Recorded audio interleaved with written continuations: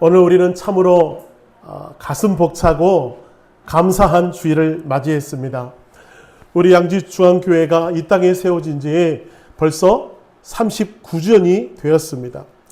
강산이 4번이나 바뀔 수 있는 긴 세월 동안 눈물로 그 기도의 자리를 지켜오신 우리 믿음의 선배님들과 그리고 지금 이 자리에 앉아 계시는 우리 여러 성도님들의 그런 헌신과 사랑과 그 충성에 진심으로 감사와 존경의 말씀을 표합니다.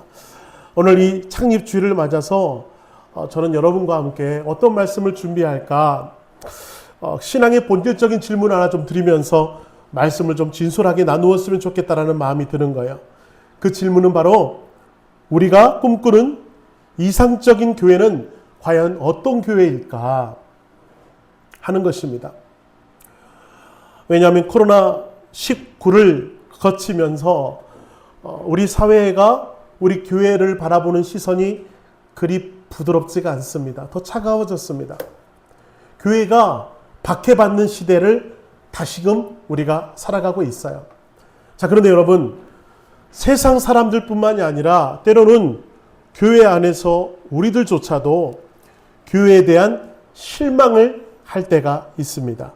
신앙생활을 수십 년 해오던 우리 성도들조차도 가끔은 깊은 회의감에 빠질 때가 있어요. 아니, 예수 믿는 사람들은 뭐가 달라도 달라야 될 텐데 아니 어쩜 저렇게 세상 사람들보다 못하지? 아니 어떨 때 어쩜 저렇게 자기 욕심만 부리고 저렇게 이기적일까? 아니 직분자라고 하는 사람이 권사, 집사라는 사람이 어쩜 저런 말을 함부로 할까? 여러분, 우리가 속으로 한 번쯤 이 교회 떠나고 싶다 생각해 본 적 있으시죠? 솔직하게 우리끼리 얘기니까. 있어요, 없어요? 솔직하게 있죠. 상처받으면 떠나고 싶은 마음 들죠. 그래서 어떤 분들은 정말로 상처를 받아서 일부러 성도들과 거리를 두고 예배하는 분들도 있고요. 어떤 분들은 심지어 나는 상처받기 싫어서 그냥 집에서 영상으로 예배하랍니다. 그렇게 하는 사람도 있고요. 결국 완벽한 교회를 찾아서 이 교회, 저 교회 또 돌아다니는 가난한 성도들도 있더라라고 하는 거예요. 여러분, 그렇다면 도대체 갈등도 없고 너무나도 완벽한 이상적인 교회는 어디에 있는 것일까? 과연 이 땅에 그런 교회가 있기는 한 것일까? 거기에 대해서 한번 고민해 봤으면 좋겠어요. 우리가 성경을 보면서 교회에 아주 훌륭한 모델이 되는 교회가 하나 등장합니다. 그 교회는 바로 예배소 교회였어요. 여러분, 예배소는 당시 정치, 경제, 문화의 중심지였습니다.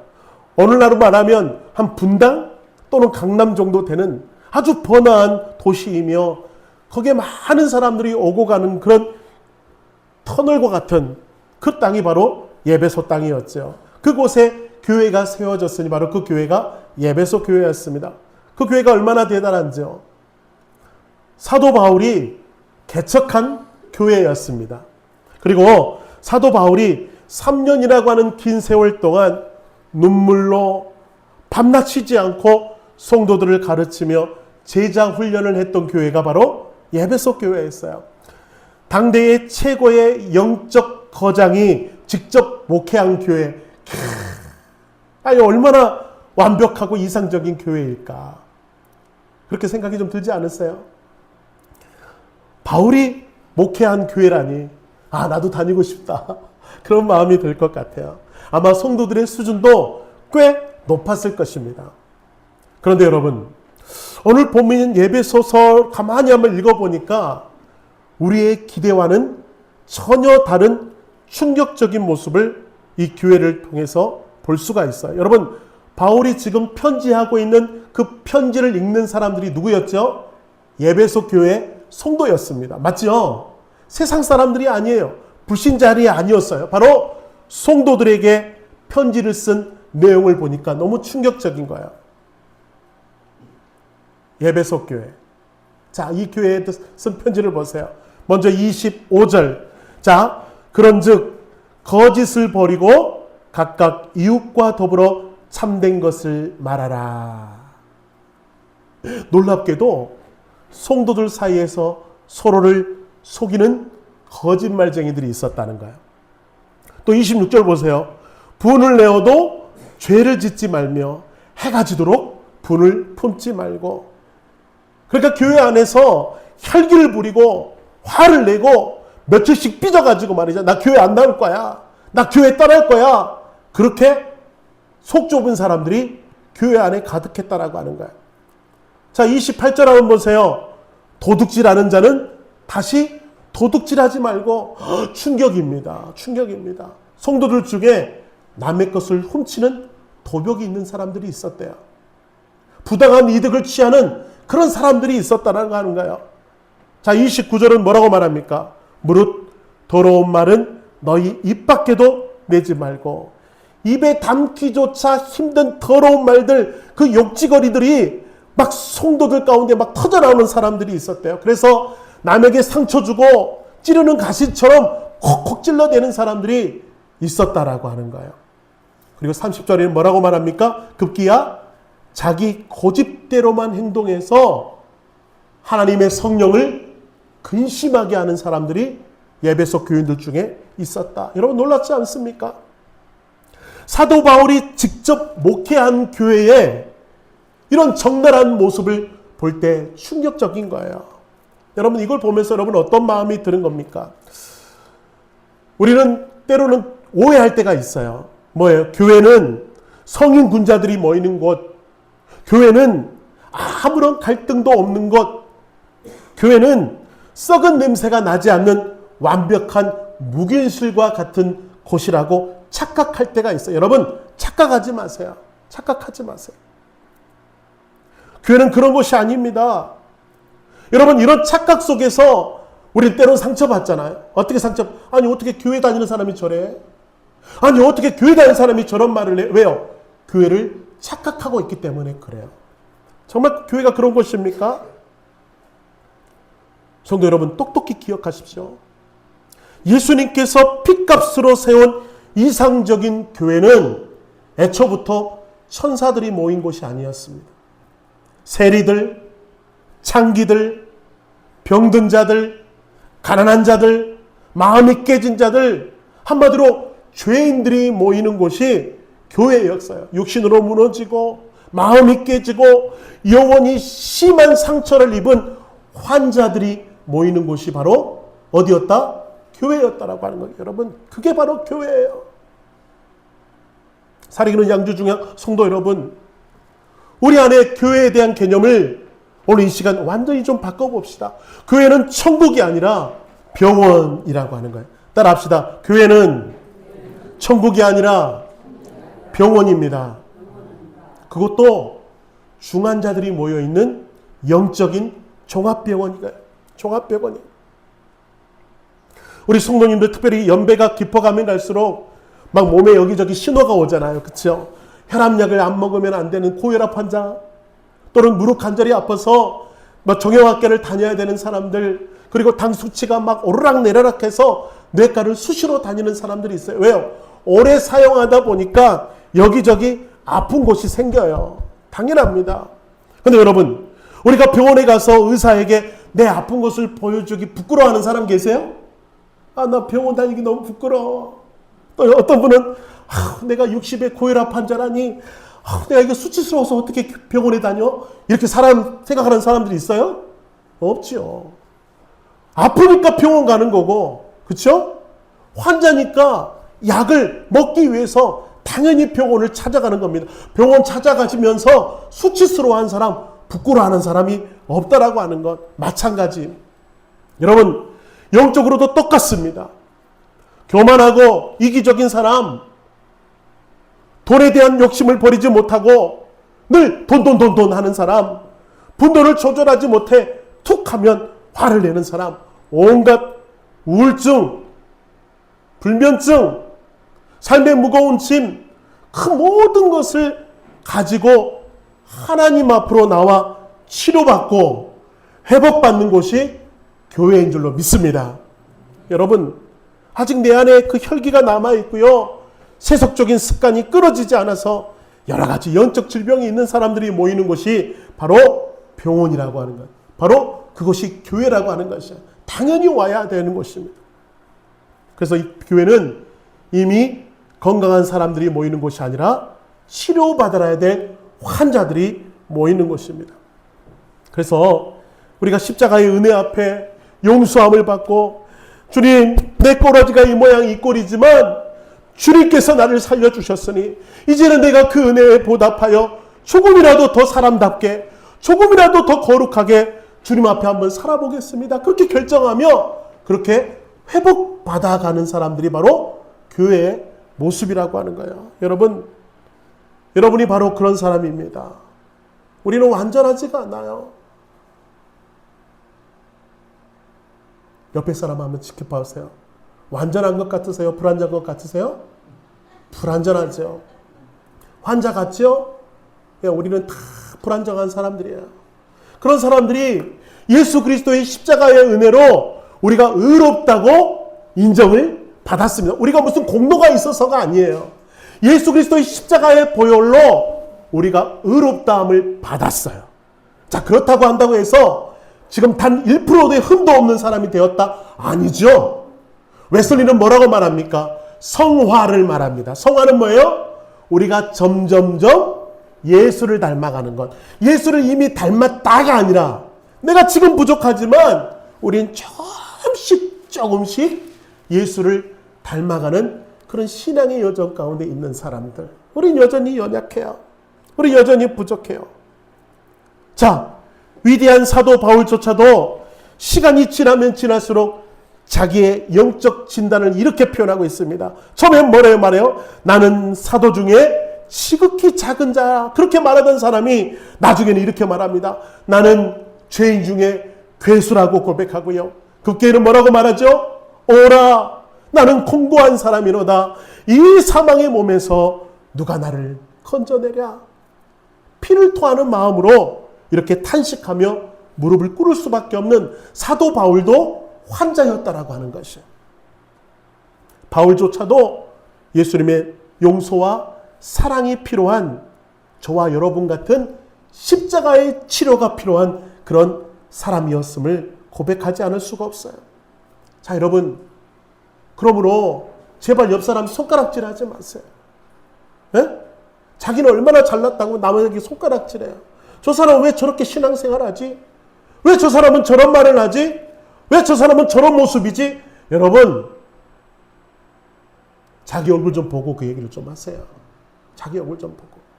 저는 오늘 그 얘기를 하고 싶은 거예요.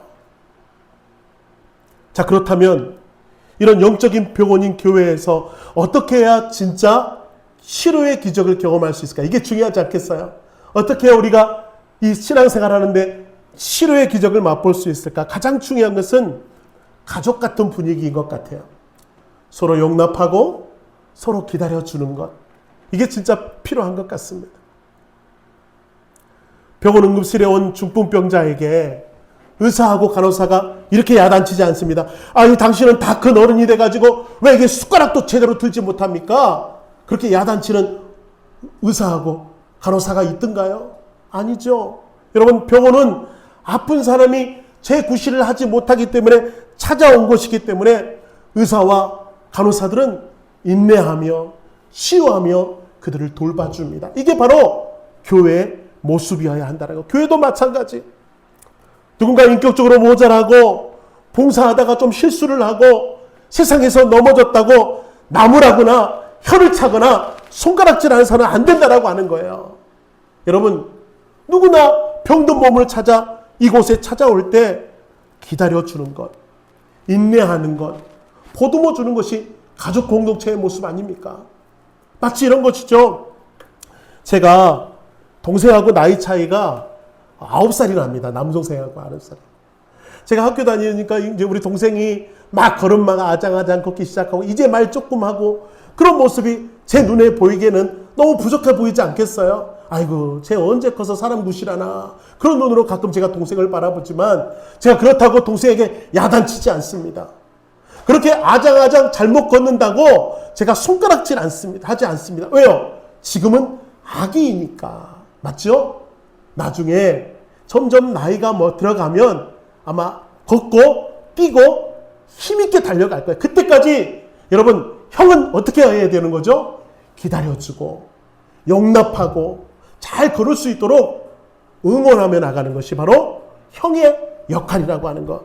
여러분, 저는 우리 교회 안에도 그런 분들이 계셔야 한다고 믿습니다. 우리 교회가 39년 동안 꾸준히 믿음으로 신앙생활을 해오던 형 같은 분, 누나 같은 분, 언니 같은 분들이 여기 앉아 계세요. 그런가 하면 이제 막 신앙생활을 해서 마치 아이가 걸음마를 걷듯이 이제 처음 예수를 믿고 걸음마 단계에 있는 성도님들도 계세요. 그런데 여러분, 나이 지긋한 신앙의 선배가 아직 제대로 걷지 못하는 성도들에게 손가락질하고, 아니 왜 그렇게 말하지? 왜 그렇게 신앙생활하지? 왜 그렇게밖에 못하지라고 손가락질 한다면 여러분, 견뎌낼 수 있는 성도가 몇이나 되겠냐고요. 하나님께서 우리 교회를 뭐라고 불러주셨죠? 영혼 구원하여 제자 삼는 교회 되자. 그 사명 앞에 영혼 구원해 왔는데 우리가 자꾸 손가락질하고 정죄하고 야단을 친다면 누가 남아있겠냐고요. 누가 남아있어. 우리한테 그런 모습이 없냐라는 거예요. 제가 이 말씀을 묵상하는데 가슴 아픈 예화가 하나 있어 여러분에게 좀 나누겠습니다. 세계적인 영적 작가, 영성 작가인 필립 얀시가 겪은 가슴 아픈 실화를 하나 나누고자 합니다. 얀시의 친구 중에 한 명이 미국 시카고의 어두운 빈민가에서 목회하는 사역자이셨습니다. 어느 날 마약에 찌들고 온몸이 망가질 대로 망가진 한 거리의 여성이 찾아왔습니다. 그는 펑펑 울면서 자신의 비참한 과거를, 그 끔찍한 과거를 우리 이 선교사님에게 다 털어놓는 거예요. 그래서 이 사역자 선교사님이 그 처절한 이야기를 듣고 너무 가슴 아픈 나머지 자매에게 이렇게 묻습니다. 자매님, 혹시 근처에 있는 교회에 가서 도움을 청해 본 적이 있으십니까?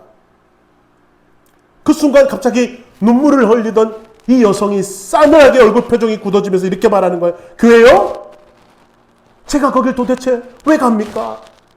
아니, 안 그래도 내 꼬라지가 수치스럽고 비참해 죽겠는데 거길 가면 사람들은 나를 더 비참하게 만들 텐데요. 그 사람들을 나를 벌레 보듯 할 텐데요. 그렇게 말을 했다라고 하는 거예요. 그러면서 필립 얀시가 충격을 받아서 그걸 글로 썼고 그 글이 책에 포함되어 나온 책을 이렇게 글을 썼습니다. 예수님은 세상에서 가장 상처받고 죄 지은 자들을 안아주기 위해 교회를 세우셨는데 정작 그 불쌍한 영혼들은 교회에 가면 정죄받고 손가락질 당할까 봐 무서워서 십자가의 문턱을 넘지 못하고 있다. 사랑하는 양지중앙 성도 여러분, 이 거리의 여성의 뼈아픈 이 대답이 혹시 우리 교회를 향한 세상 사람들의 목소리는 아니지? 여러분, 우리 교회가 정말 그런 교회는 아닌지? 한번 믿어보겠다고, 한번 위로받아 보겠다고 눈물을 흘리고 마음껏 마음을 놓고 싶은 곳이 이 교회라고 찾아오는 성도들에게 우리가 너무 따가운 시선으로 그들을 몰아내고 있는 것은 아닌지 여러분 한번 우리를 돌아봤으면 좋겠습니다. 하나님은 우리 교회를 가족 공동체로 세우셨습니다. 믿으십니까? 여러분, 우리가 가족 공동체 맞나요? 그래서 신앙의 선배들은 집사님, 권사님이라고 부르기 전에 여러분 초대교회 성도들은 뭐라고 불렀죠? 형제님, 자매님 이렇게 불렀어요. 우리 옆 사람 한번 불러봅시다. 형제면 형제에게, 자매는 자매에게 불러봅시다. 시작. 형제님, 자매님. 이게 무슨 말이에요? 우리는 주 안에 한 가족입니다. 맞습니까? 우리는 주 안에 한 가족입니다. 당신과 나는 예수 그리스도의 십자가의 피를 나눈 한 가족입니다. 여러분, 가족은 이유 없이 보듬어줘야죠. 가족은 이유 없이 안아줘야죠. 여러분, 세상은 너무 치열하지 않습니까? 세상은요, 끊임없이 서로 경쟁하고 평가하면서 우리를 저울질합니다. 그러나 여러분, 집 앞 문을 열고 다 집에만 들어오면 우리의 허물, 우리의 실수를 다 덮어주고 우리가 마음껏 쉴 수 있는 곳이 가정이 돼야 돼요. 여러분, 가정 같은 교회, 교회 같은 가정이 바로 하나님이 원하시는 이 땅에 소망 있는 가정이 교회라고 하는 거예요. 여러분, 우리 교회가 정말 그런 교회 맞습니까? 우리 새로 오신 분들한테 물어봐야지. 장기순 성도님, 우리 교회가 그런 교회 같아요? 아닌 것 같아요? 최현수 성도님, 우리 교회가 가정교회 같아요? 가족교회 같아요? 에이, 대답이 한 1분 정도 늦다 들어오네. 네, 이렇게 돼요. 예. 새 가족들한테 물어보면 답이 나오죠. 답이 나와. 정말 저는 우리 교회가 그런 교회 되었으면 좋겠어요. 앞으로 40주년, 50주년 우리 교회가 좀 더 커질 거예요. 믿습니까? 이 자리에 가득 찰 거예요. 믿습니까? 규모는 커져가나 우리가 가족이라고 하는 사실은 결코 잊지 말았으면 좋겠고요. 우리 규모가 커져가나 우리 안에 그런 사랑과 기다려줌과 그 평안의 은혜가 막 넘쳐났으면 좋겠어요. 그래서 바울도 오늘 본문 32절에 이렇게 말합니다. 같이 읽겠습니다. 시작. 서로 친절하게 하며 불쌍히 여기며 서로 용서하기를 하나님이 그리스도 안에서 너희를 용서하신 같이 하라. 할렐루야. 이게 가족 같은 교회, 교회 같은 가족이에요. 바울은 보세요. 오늘 본문에서도 그렇게 다 나와 있어요. 이거 하지 마라, 저거 하지 마라. 꾸짖는 것에서 끝나는 것이 아니라 바울이 잘한 것이 뭐죠? 도둑질하지 마라 에서 끝난 것이 아니라 내 손으로 구제할 수 있도록 선한 일을 하라. 그렇게 삶의 방향을 잡아주는 거예요. 이게 바울의 마음이에요. 더러운 말을 하지 마라. 야단치는 것에서 끝나는 것이 아니라 듣는 자들에게 은혜를 끼치는 선한 말을 하십시오라고 권면하고 응원하고 다시 그렇게 살 수 있도록 계속해서 세워주는 것이 바울이 예배석 교회에게 했던 방법이었다라고 하는 거예요. 그러므로 우리 교회는요, 따뜻한 병원, 온기 넘치는 가정이 되어서 오는 사람들마다 예수 향기를 맡고 오는 사람들마다 치유받고 오는 사람마다 평화를 누리는 그런 살아있는 교회가 우리 교회가 되어야 될 줄로 믿습니다. 아멘. 이렇게 아멘이 갑자기 쏙 줄어들었는지. 말씀을 마무리합니다. 제가 예화를 하나 들면서 말씀 마무리할게요. 스페인 마드리드에서 실제로 있었던 가슴 먹먹한 사건 하나가 있습니다. 여러분, 해밍웨이가 글로써 남기면서 전 세계적으로 퍼져갔던 이야기예요. 스페인의 한 아버지가 사춘기 아들과 아주 심하게 다투었습니다. 서로에게 평생 지워지지 않을 험한 말을 쏟아내고는 화를 참지 못한 아들이요, 가출을 해버리고 말았어요. 그 아들 이름은 파코라는 아들입니다. 파코. 아버지는 화를 낸 것을 뼈저리게 후회하면서 미친 듯이 마드리드 시내를 다 뒤졌지만 아들의 흔적을 찾을 수가 없는 거야. 몇 달의 시간이 흘렀고 아버지는 마지막 지푸라기도 잡는 심정으로 마드리드 지역 신문에 아주 작은 광고 하나를 내게 됩니다. 파코, 화요일 낮 12시에 몬타나 호텔 앞으로 오렴. 아빠가 모든 것을 다 용서하마. 제발 돌아오렴. 아빠가. 그렇게 신문 광고를 냈다는 것 아니겠습니까? 그리고 화요일 12시가 되었습니다. 아버지는 떨리는 마음으로 몬타나 호텔 앞으로 나아갔습니다. 그런데 여러분, 그것에 믿을 수 없는 광경이 펼쳐지고 말았어요. 호텔 앞에 완전히 마비가 돼버리고요. 막 경찰들이 와서 막 질서 정연하게 하기 위해서 애를 쓰는 거예요. 막 차들이 빨리빨리 지나갈 수 있도록 사람들을 막 질서 정연하게 하려고 난리가 난 거예요. 왜 그랬더니 봤더니 여러분, 그곳에 무려 800명이나 되는 파코가 몰려왔다라고 하는 것 아니겠습니까? 여러분, 스페인에서 가장 흔한 이름이 파코라는 이름. 부모와 다투고 집을 나와 거리를 방황하는 그 수백 명의 파코가 모든 것을 다 용서하마, 집으로 돌아와라 하는 그 아빠의 음성 앞에 울면서 아들 된 파코들이 몰려들었다는 것 아니겠어요? 여러분, 저는 이 얘기를 듣는데 너무나도 가슴이 아픈 거예요. 사랑하는 여러분, 지금 이 양지 땅에 수많은 사람들이 겉으로는 멀쩡해 보이고 겉으로는 웃고 있는 것 같아도 여러분 그 속에 내가 모든 것을 용서하마 내 품에 오렴 그렇게 팔을 벌리는 그 엄마 품에 안겨 마음껏 울고 싶고 마음껏 마음을 쏟아내고 싶은 800명이나 되는 파코들이 저 땅에 있다라고 하는 거야.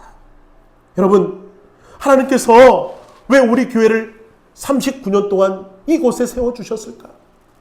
너희들끼리만 즐거워라. 너희들끼리만 떡해 먹고 너희들끼리만 밥 먹고 너희들끼리만 놀이동산 다니고 너희들끼리만 신나게 놀아라. 그렇게 39년 동안 우리 교회를 세운 것만은 아닐 거예요. 여러분 우리 교회를 세우는 이유는 뭐예요? 언제든지 문을 열어주고 누구든지 들어오면 잘 왔다 품에 안아주면서 그 상처 입은 영혼들이 마음껏 쉴 수 있는 그 품이 저는 우리 교회가 되어야 될 줄로 믿습니다. 그러기 위해서 우리 교회를 세워준 줄로 믿습니다. 여러분 그래서 여러분 우리 교회가 좀 그런 좀 따뜻한 교회가 되었으면 좋겠어요. 어느 교회는 교회 앞에 잿더리를 설치하니 했대요. 왜 잿더리를 설치했을까요? 담배 피는 사람들 오십시오. 예배 끝나고 담배 한 대 피고 돌아가십시오. 성전에 들어오기 전에 담배 한 대 피고 들어오십시오. 여러분 담배 피는 사람은 오면 안 됩니까?